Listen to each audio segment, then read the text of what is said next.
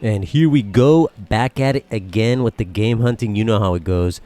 And once again at the Sun Plaza in Kobe, marks the second time visiting Axe, the store of collection goods.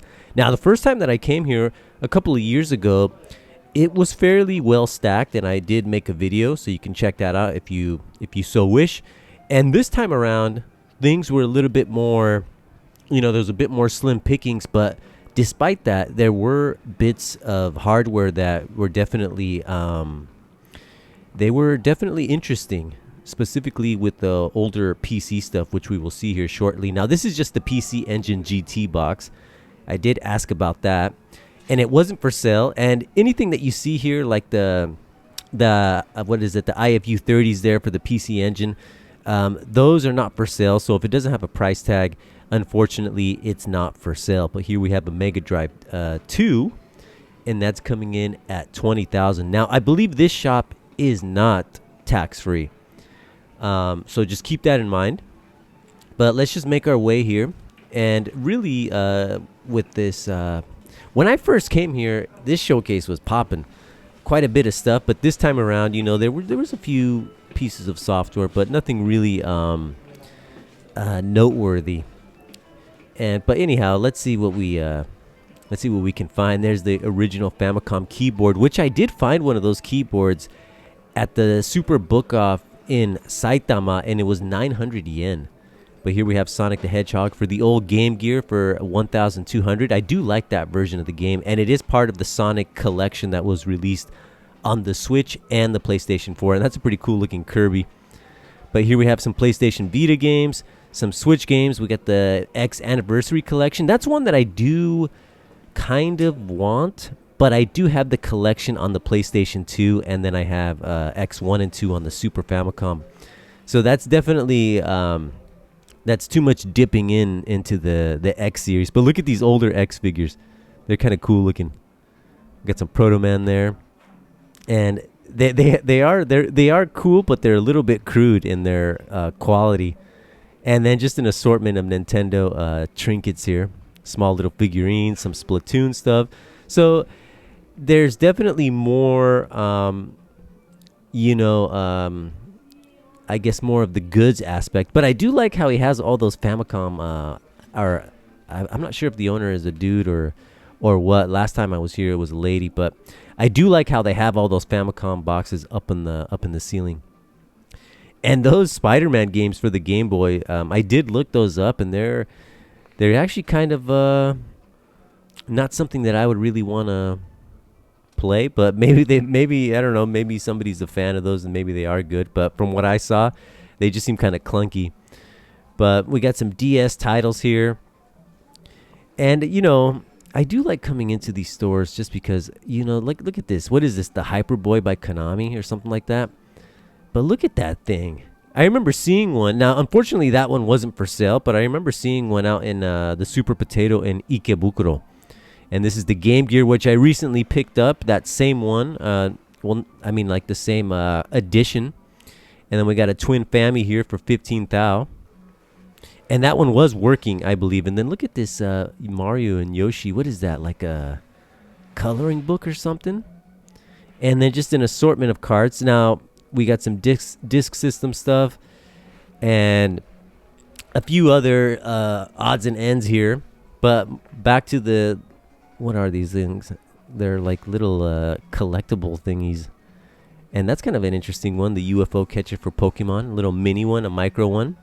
Now, this is probably the most interesting part of the store, which is going to be a lot of these older MSX computers. Now, some of these are not for sale, but some of them are, and the pricing is not too bad. I mean, considering what these things are. Look at this. Is a Sony, and what's the price on this bad boy? 8,000 or something? Yeah, 8,000 yen.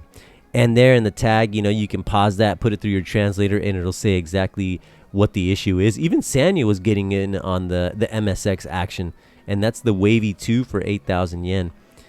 And then there's the Panasonic one in the bottom. And then what's this one here? A Pioneer. Look at that. Well, actually, this is something else. That's like a funky keyboard. But the Panasonic A1, MSX2. Now, guys, MSX2. Those games are releasing for the Nintendo Switch, possibly the PS4, PS5. But definitely check out the eShop. And at least specifically with the Japanese store, they got quite a bit. And it's possible that the North American store has them. And they do have some English language support. Not full support, but that's definitely a great way to explore the MSX library at a much lower cost. But then we got a Dreamcast. Look at this, that ASCII Pad X. That thing is such a funky looking thing. And, I was actually thinking about that. That thing is so strange looking that I'm definitely curious. And ASCII, they have produced some quality stuff and some stuff, some junk. But that one definitely is an interesting one. And then just a small selection of PC Engine titles. Nothing really too stand out. But there's still more interesting hardware to come. Got some wrestling game. What is that? Legendary Bout by Human, who also made the Clock Tower series and the Twilight Syndrome series. So Human, they have some pretty big titles in their catalog of releases. And then we have Ninja Gaiden Sigma for 700 yen.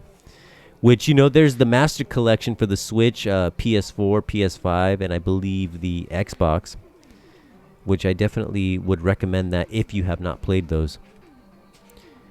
But yeah, there's I want to say in the regular stacks there wasn't really, there's a lot of filler.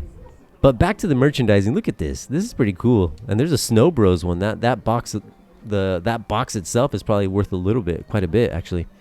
And then we have the PlayStation 2 Midnight Black. Now this is fully functioning, 10,000 yen next to that golden Pac-Man for 2,800. But that was definitely lower than what I've seen in the Kanto area.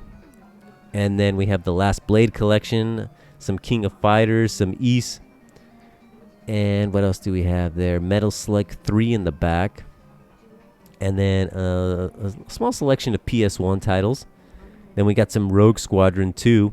That one I definitely want to add to the collection, as well as Part 3. And that's probably like the lowest price that I've seen. It is a little bit banged up, but I'm not really a hardcore Star Wars fan, but I do like those games. And in retrospect, I should have picked that one up. And then we got a TV Game 15 and another one off to the side. But now there's some older hardware in here too. This Video Pinball by Atari. Look at that thing. And then now the most interesting piece of hardware here, it's coming up here in a little bit. It's going to be the Casio PV1000. And I was actually surprised to see that thing. But everything in this display case is not for sale. Look at that thing. The PV1000 by Casio. And then we got the Nintendo Satellite View. This is more like a little bit of a museum piece, but I feel like some of the hardware there is a little bit just kind of neglected. At least it looked that way. I would definitely dust them a little bit, but that's just how it goes. But I think this store, here we have Axley for 3,500. I guess Loose Cart, that's not too bad. And then we have some Contra Spirits there for 2,000. Rockman X for 1,300. But this store, I'm pretty sure it has its moments. Like sometimes there's probably some loads of stock, and then I just happen to catch it on this particular occasion where it's a little bit dwindled. But if you really, really search, if you take your time looking through here, you might be finding something that is of worth, or something that you do want to add to your collection. And some of the pricing is going to be lower than Surugaya, as well as Ojamakan, which also are in the same building. Well, not exactly in the same space, but But anyhow, guys, this is going to be a short episode. And I just wanted to share this store. So if you find yourself in Kobe, definitely hit them up. Until next time, all right? Ciao.